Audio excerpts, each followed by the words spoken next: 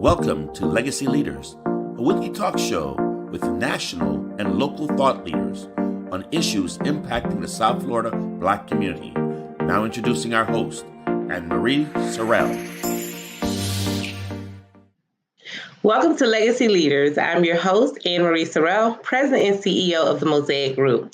Today, I am joined by Rodrick Miller, who is the President and CEO of the Miami-Dade Beacon Council. Welcome, Rodrick. Thanks so much for having me. I'm glad to be here. We are happy to have you here. You are new to the area, from my understanding, as well as new to your role. You're about 6 months in, and I'm really excited to just kind of dive into our conversation about your background, how you ended up getting here to South Florida, particularly Miami-Dade County, and taking on this role of the presidency of the Miami-Dade Beacon Council. So let's just hop right in. Rodrick, tell us a little bit about your background, where you're from, and your brief journey to this current role. Well, thank you so much for having me. And I'm really glad to be in Miami, in Miami-Dade, leading the Beacon Council. I've been doing this kind of work for about 20 years. Most recently, I led the economic recovery of Puerto Rico after Hurricanes Maria and Irma as the CEO of Invest Puerto Rico. Prior to that, I was the CEO of the Detroit Economic Growth Corporation during and after the bankruptcy of the city. And prior to that, I led the recovery of New Orleans after Hurricane Katrina, and was in assorted other roles in economic development prior to that. I love economic development. Like I said, been doing it 20 years, but I really stumbled into this field. But it's really been a passion of mine. At 12 years old, I lived in Bad Kreuznach, West Germany, and I was there when the wall came down. And I remember meeting the young people that were coming from Eastern Europe and Eastern Germany and hearing their stories of kind of economic struggle. And then later, my dad was in the military, and later we lived in El Paso, Texas. I saw poverty in the border context, and in South Carolina in the outhouse context. But all of those things led me to, it doesn't really make sense to have the types of poverty and challenges that people have when there is so much wealth in the world. And economic development's really been a great channel to drive change in communities and really bring about opportunities. So glad to be here. Absolutely. And we're going to dive a little bit more into economics and economic development. But before we do that, for those in our audience who may not be familiar with the Miami-Dade Beacon Council and what your function is as an economic development entity, can you tell us a little bit more about the Beacon Council, what your function is, what you all do on a day-to-day basis? Yeah, the Beacon Council is the official public-private partnership charged with building the economy of Miami-Dade County. And we typically measure our impact and performance in terms of new jobs to the market, new jobs and private investment. Why? Because you want more job opportunities and you want more private investment driving the economy, and ideally jobs at higher levels. So we do that. So we say we essentially do three things. We shape the market, right? So we want the market to be what, we want to position the market so that it's fundamentally strong. We market Miami-Dade County, so we tell a story about our economy and how it works, and then we support companies to help the market grow. This year is actually a banner year for the organization, which has been around 37 years, with over 5,000 new jobs just this year that we brought to Miami-Dade County with an average wage of about $100,000 a year. And last year was also a banner year with about 4,000 new jobs. So that's what we do. Now, what's interesting about that is, while that's kind of the core metric of success, I think it takes a lot more than just bringing new jobs and new capital investment for our economy to be successful. So we try to think about the economy comprehensively, not just jobs and investment. We want to think about how do we build an economy that's sustainable. So measured growth year over year and an ability to actually manage and navigate that growth, the right mix of companies, et cetera. We want to build an economy that's inclusive. So we want an economy where everyone can participate, no matter whether you're Black, white, Hispanic, Asian, whether you live in Homestead or whether you live in Miami or whether you live in Miami Gardens or Doral, right? Everybody should be an inclusive economy, and we want an economy that's competitive, that's fundamentally a good place for businesses and for people to live and invest and grow. So that's what the Beacon Council does. Thank you for that overview, and we'll dive into some programs further in our discussion. But before we do that, as a leader coming in, and your predecessor was definitely a legend in Miami-Dade County. But as a new leader with such a high-profile organization, and such an important, critical organization to the business community and the local economy as a whole, you definitely have to be some type of visionary, I would imagine, right? And so I would, love to hear what, your vision is as the new leader and, maybe some of your top priorities for the Beacon Council. Yeah, so it's interesting. So I hit on it a little bit, but I'll go a little deeper. So whenever I tackle an opportunity or a job like this, the first thing you really want to do is get a good assessment of where the market currently stands. And so over the past 6 months, I've had a chance to really delve into the assets in Miami-Dade County, whether it's the universities, whether it's the utilities, whether it's the hospitals, because the best place to build an economy is from a foundation that you've already got established. So we've got a great foundation established of assets. I say Miami has the kiss of God. It's like, it's beautiful people, beautiful weather, great assets, strategic location. So there is a value proposition. And at the core of building an economy is making sure that you offer a value where a dollar invested in your market is going to yield more than a dollar elsewhere. Thing about Miami, though, I often compare it to my 17-year-old kid. He challenged me to a race on Christmas. And, I thought I was going to dust him. Of course I didn't, right? And I called my sister and she said, "You're not 25 and he's not 8. And I called my dad and he said, "You're lucky you're not hurt." When you think about you're lucky you're not hurt racing with this young kid, when you think about Miami, it's kind of like that kid because it's only about 130 years old, South Florida. So in an economic competition, we're competing against markets that are much bigger, much stronger. We're not a second-tier market. We're competing against New York, Chicago, LA, San Francisco. Much like that 16-year-old kid dusted me and nobody was surprised, we should dust those markets every time in an economic competition. Right now, we won't, though. And the reason why we won't is because we're not coordinated enough and strategic enough about where we want to go. Also, like a 17-year-old kid, you say, "What do you want to be when you grow up?" I don't know.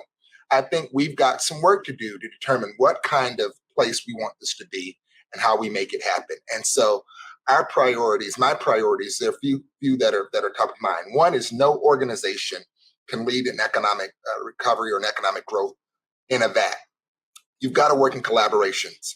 So for me, one of the top priority for Beacon Council is building much deeper collaborations across this community, whether that's with the universities, hospitals, but in particular, even with municipalities. We've got 34 municipalities in Miami-Dade County. How do we work with them to actually ensure that all of them have the job opportunities for their residents and their citizens? So that's one priority, deeper collaboration. Another is that we've got to raise our voices on critical issues that historically we may not have pushed on. Things such as infrastructure and housing and transportation, those sorts of things are the lifeblood of this community. And we can't be a world-class community without having world-class capacity in those respects. So you're going to hear a lot more from Beacon as it relates to pushing quality housing infrastructure. The third thing, that I would mention that's vitally important, I talked about sustainable, inclusive, and competitive. We've got to be an inclusive economy. While we're one of the most diverse markets in the country with 57% of the population being born outside of the United States and 73% of businesses being owned by immigrants, small businesses being owned by immigrants, it's still not an inclusive economy. There are a lot of people left on the sidelines, and I think Beacon has to be much more vocal about how we do that. So those are the kinds of things that are top of mind for us, and it's going to take work to get there, but we're committed to it. Absolutely. Well, we definitely want to dive a little deeper into Florida's economy and its impact now and in the future, and how that plays into what the Beacon Council is set out to do and your top priorities. But we will do that after this brief commercial break. Stay with me, Rod. I grew up down here in South Florida, so for me, it's a little bit more personal. For the Desmond Dover Law Firm, it's about community. For us, South Florida's our home. You all are our people. Our family, our future. The difference we'll make for you, your loved ones, your kids, matters. Because to us, it's personal. If you need us, call us 24/7 at 866-954-MORE. That's 866-954-6673. Desmond Dover Law Firm, youraccidentattorneys.com. Your organization's ability to thrive is dependent upon your vision, hard work, and the people you employ. Wolf Creek Consulting is a top-rated executive staffing firm specializing in placing professionals in finance, IT, healthcare, and construction. We're a boutique executive staffing firm that focuses on recruiting the best and brightest candidates that are not aggressively pursuing opportunities, but are keeping their options open. From recruitment to workforce management, we offer solutions that reduce your human cost and turnover. We work with clients under several different options to include permanent placement, temporary, and temp to hire. Our clients are our partners, and we work to understand the job requirements and skills required for a candidate to be successful. Intelligent Staffing Solutions. To learn more, please give us a call. Help comes in many forms. As a Miami-Dade County bus operator, you can help your community, help those in need, and even help yourself. Operators have the opportunity to earn more than $50,000 a year plus built-in overtime, earn more than 13 paid holidays and vacation days, and take advantage of the tuition reimbursement program. Plus, qualified new drivers will receive a $5,000 sign-on bonus. Become a driving force in our community. Apply now at miamidade.gov/busdriver. My Miami? It's a one-of-a-kind combination of bold, vibrant art that's made to be free, to go on stages, walls, or become them. It all leads me to a world filled with warm waters and extraordinary trails. This is when I'm at my best, when I'm embracing my art venturous side. This is my Miami. What's yours? Welcome back, Rodrick.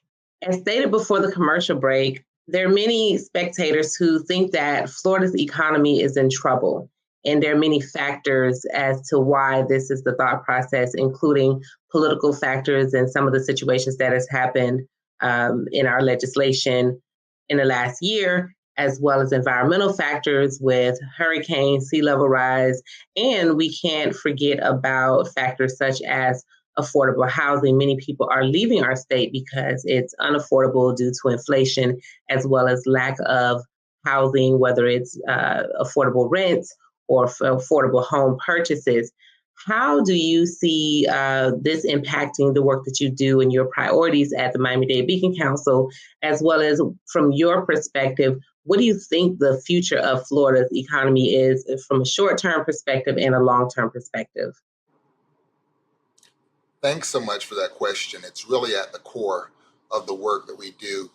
One of the things that's important, to mention, I mentioned sustainable, inclusive, and competitive. And the challenges that you talked about speak really to the core issue of competitiveness, which is what makes an economy work. And while we have the challenges here in South Florida and in the state, we're really part of a bigger global and national series of challenges. So understanding the interconnectedness between what's happening here and things around the globe is a big part of how we tackle that question. So when we think about competitiveness, there are about 5 different things that we look at as levers to push and pull on the economy. We look at spatial efficiency, which is the relationship between where people live, where they work, the infrastructure that gets them there, and amenities that they have for their quality of life. We look at industries, which are what are the sectors that are growing and shrinking and what's making them grow and shrink. We look at governance, which is not exactly the same as government. Governance in this context is the ability to do a transaction. How easy is it to get a deal done, to do a real estate development, to open or launch a business? We look at human capital is the most important factor. And then we also look at innovation and entrepreneurship. What's the startup, stay up, and scale up activity of businesses in our market? And when you look at those things, Florida is in a particularly unique position. So one of the things I would start with is that as a company whose primary objective is to recruit new companies to the market, more than half, or roughly half, of our deal flow comes from international markets in South Florida, or in Miami in particular. And what that means, is we have relationships throughout Latin America and the rest of the globe bringing companies here. With Enterprise Florida going away, what we're seeing now is that we're going to have to figure out how to get our own representation in these global markets. So what does that look like? What markets do we want to be in? How do we recruit companies from that perspective?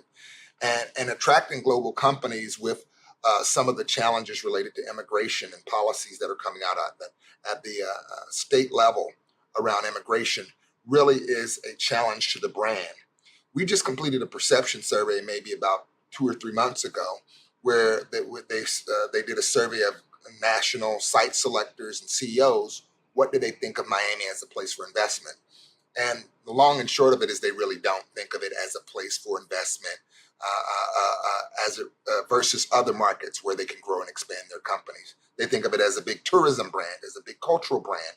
And so we've got to address the issue of not only having representation in global markets, but what a marketing campaign looks like so that we can actually tell our story more effectively and bring more companies to the market through that. It would also be important to mention, you hit on a lot of things from a spatial efficiency perspective. Housing is very expensive here. One of the reasons why we have to compete with the big boys, the Chicagos, the New Yorks, and the other markets of the world is because we've priced ourselves out of being able to compete on the second tier. And so that's a real intentional effort around how do we make sure that this continues to be a place that's livable through quality transit, through quality housing, through quality infrastructure. And of course, the biggest factor facing our economy, one of the biggest factors facing our economy is climate action. I've met with companies that have said, well, Rod, I hear your business case, but you're not going to be around in 40 years. Miami's not going to be here. And when I tell them, not only will we be here, we will be here and we will be strong, they say, well, how do you know that? I said, well, because the county has the largest Office of Resiliency of any place in the country, because we've got groundbreaking research taking place at Florida International University at UN. We've got, great programs at Florida Memorial. We're making the smart steps that we need to confront our challenges. So to your core question, is there a challenge related to the economy in Florida? And yes, but it's not a Florida specific challenge. It's a global challenge. And I think we have to confront them with clarity and confront them head on, and we'll be fine, because we've got a lot of the secret sauce that's needed to actually, be successful and build the economy of the future. Thank you for that, Rod. I want to dive a little bit into business involvement into the Miami-Dade Beacon Council. Some people may not know that there is a membership opportunity, and you have major companies that are a part of the Beacon Council. So if you can briefly talk about, do you have any, it's National Black Business Month. So do you have any Black-owned businesses that are members, and what would be an advantage for Black-owned businesses to join the Beacon Council?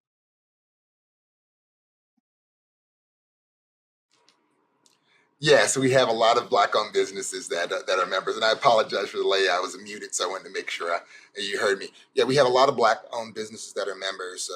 WOT, which is run by Ashley Wright. As a matter of fact, our chair is an African-American woman who's a partner at Becker, a law firm here in town. And so we've got a lot of Black-owned business and a lot of Black leaders that are part of the Beacon Council. Remember the three things I said: sustainable, inclusive, and competitive. And one of the things where I think Beacon Council can do a better job, and we're intentionally confronting it, is how do we actually ensure that we're completely inclusive, and not just inclusive, but that Black-owned businesses have an opportunity to help shape the agenda. I want to be clear, we're not a chamber of commerce. Chambers of commerce are great organizations. They primarily focus on networking, and the question is, as you join chambers of commerce, what are the networking opportunities and how does that work? Our organization, when you become a member or an investor in the Beacon Council, you actually get to set the agenda around where this economy goes. So every time we bring businesses together, it's about how do we build an economy that's stronger for everybody? And so when businesses engage with us, they can work on topics ranging from workforce development, which is, top of mind, to sector specific areas. So there are a lot of opportunities to not only join the Beacon Council, but also to help shape the agenda for the future of where Miami's going. Absolutely. Well, we're going to talk about those opportunities and just maybe touch on some of your programs and upcoming events after this brief commercial break. At DRT Behavioral Services, we provide culturally sensitive mental health evaluations with thorough treatment plans, incorporating alternative forms of wellness, not just Western traditional medicine. Besides medication management and psychotherapy, we provide education to people in the areas of minority mental health with classes on your diet's impact on mood and sleep hygiene for better rest. We also offer weight loss therapy, massages, and facials. Visit brainlovehelp.com today. When quality care is a priority for you and your family, choose Pediatric and Family Health and Wellness Center.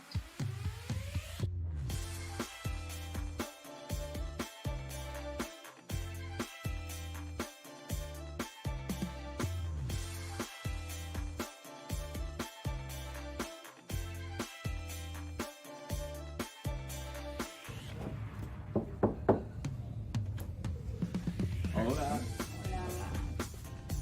¿Cómo estás hoy? Muy bien, gracias a Dios. Bien. How are you?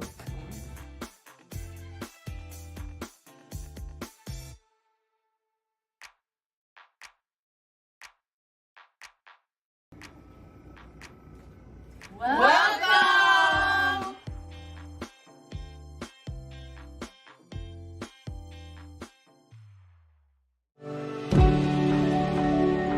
Miami-Dade Group. We are the largest distributors of Black content in the state of Florida. We editorialize the success and the achievement of the Black South Florida community. Our platforms are print, digital, and broadcast. We are Black excellence.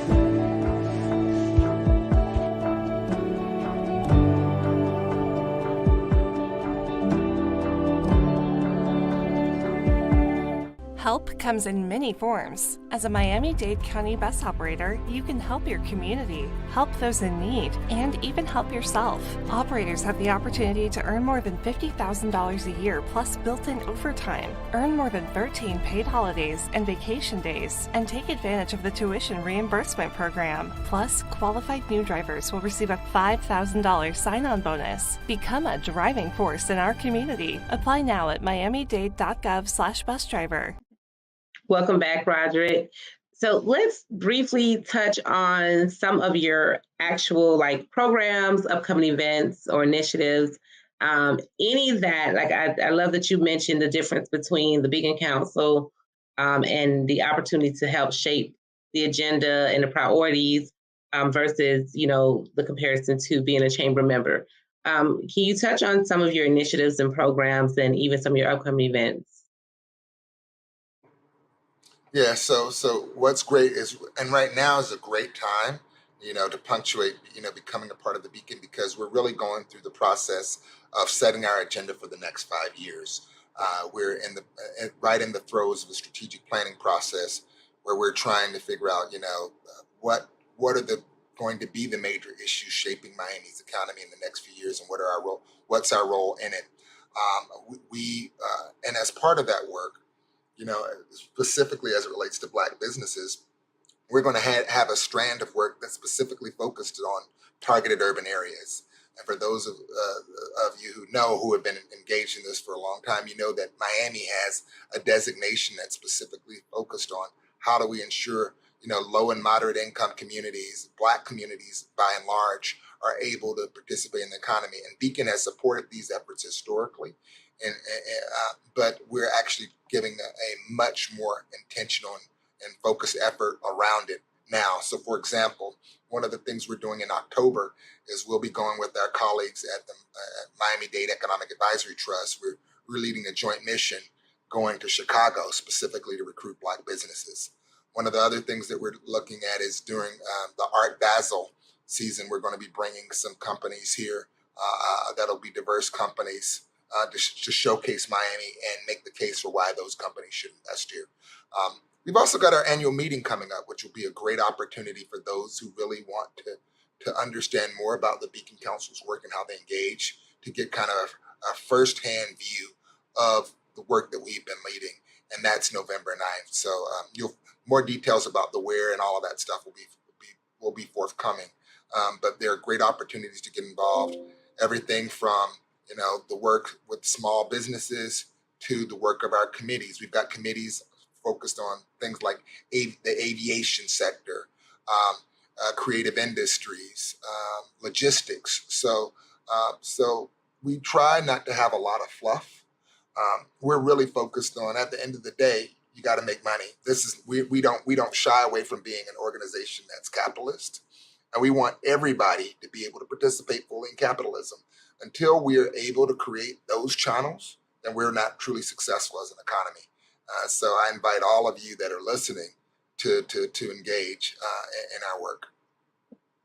Absolutely. And, last question for you, Rodrick. How does one get involved or find out more about the Miami-Dade Beacon Council? Yeah, we'd love for everyone to get involved. Feel free to go to our website, www.beaconcouncil.com. You can find out more information there, and it has all of our contact information and stuff. But I guarantee you, it's time well spent. And for those of you that are growing your businesses, it's a great way to not only shape the agenda for the future of the economy, but also to meet other business leaders in Miami-Dade County.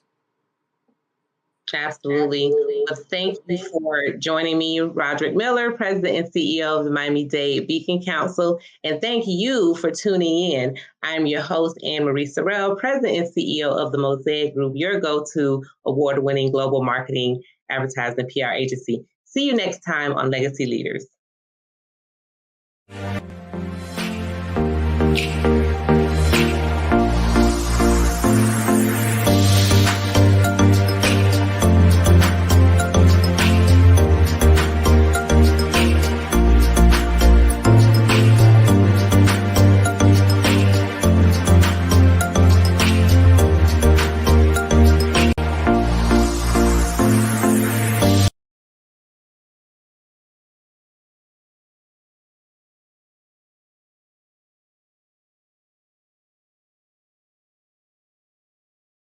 Your organization's ability to thrive is dependent upon your vision, hard work, and the people you employ. Wolf Creek Consulting is a top-rated executive staffing firm specializing in placing professionals in finance, IT, healthcare, and construction.